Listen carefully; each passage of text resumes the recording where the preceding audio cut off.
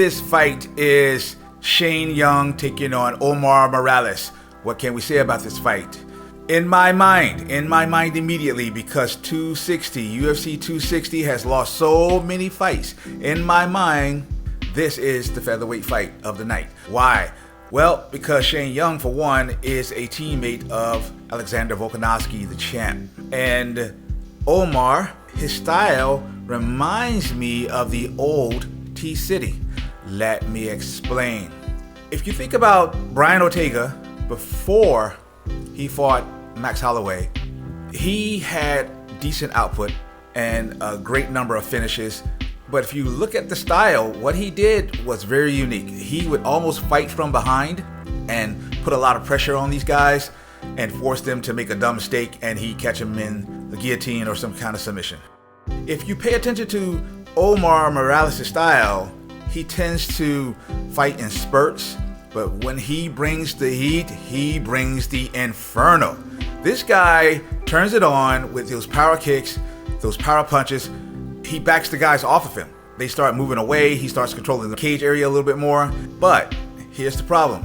One, he does it too infrequently. And two, the way his combinations are set up, it looks like he's always working tie pads. So he's got these set combos that he does. The problem there is that it doesn't allow him to perceive what's going on in the fight, to relax and just respond in the moment.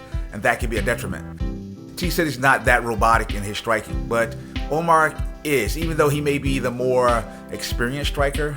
He is 35 years old, but I think he's a little bit more mechanical and robotic.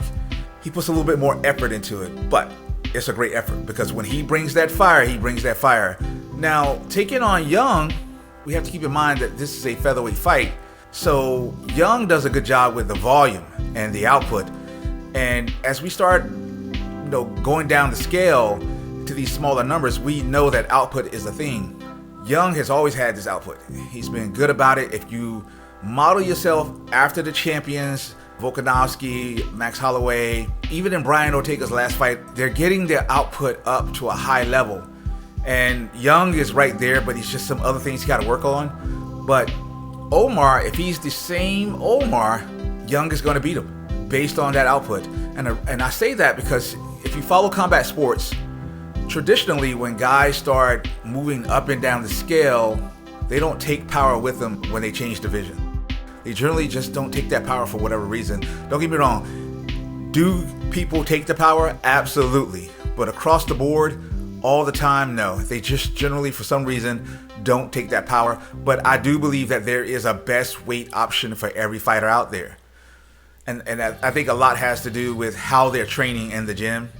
We know that, let's use an example, if you lift weights a certain way, you do more reps and lower weights, it doesn't have the same impact in terms of your strength. Omar isn't going to have that 55 power.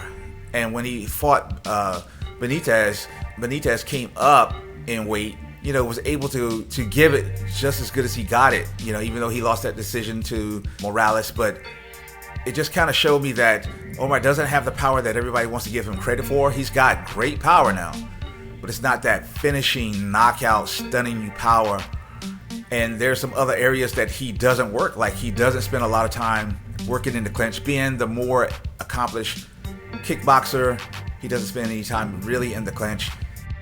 He hasn't really shown any tendencies to take a guy down and ground and pound him. If he's got that ability to really throw those heavy, thunderous kicks and punches from the stand-up position, how much more so would they be if he took them down to the ground and laid these guys out?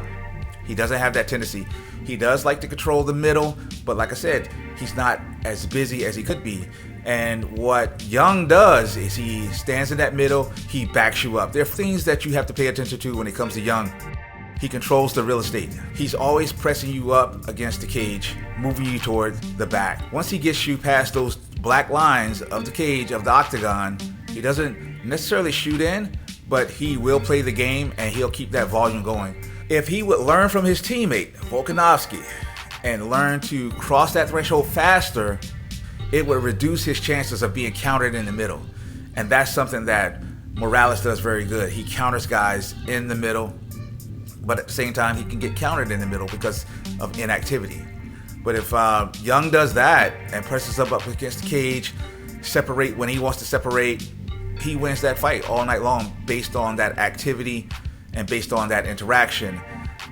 Young also controls the targeting. If you look at the stats, he likes to travel up and down the body, head, body, leg, whereas Morales tends to put everything toward the head. Maybe in some fights he'll add the body to it, but he almost ignores the legs, all right, exclusively.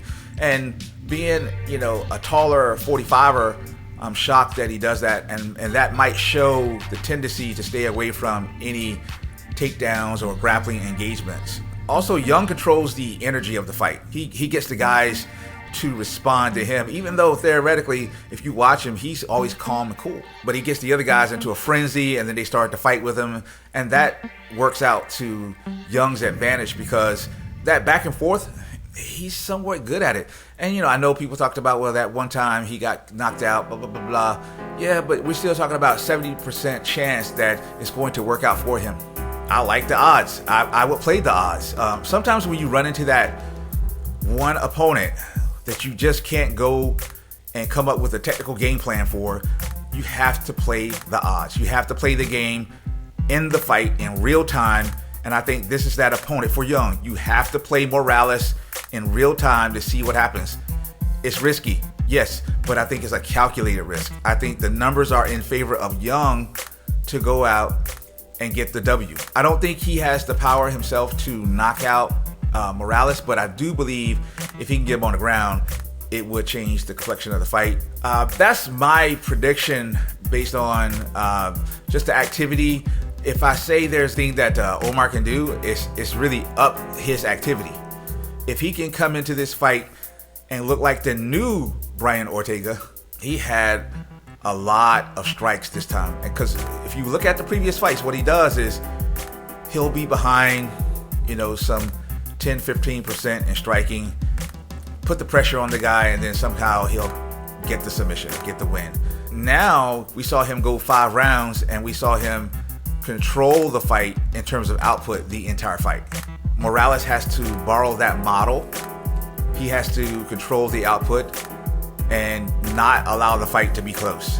Not against the guy with the level of output that Young brings. If he can do that, yes, Morales will win. But I think when these fighters get into their habits, they get into their character, they get into who they are, I think it's hard for them to change. And especially in the middle of the fight, you're not just going to change like that.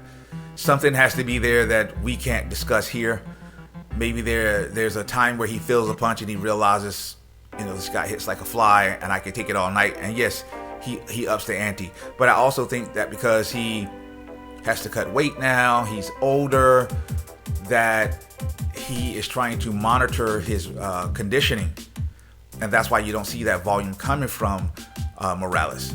If you train in a camp with Volkanovski and he is training himself to keep high volume and you're in the same weight class as him, I think there's a natural tendency to either pick that up because you're one of his primary training partners, or you want what he has and you start to mimic that. So I think that Young wins the fight, on Saturday night. I am Coach Sess, and you've had words with the Mad Coach.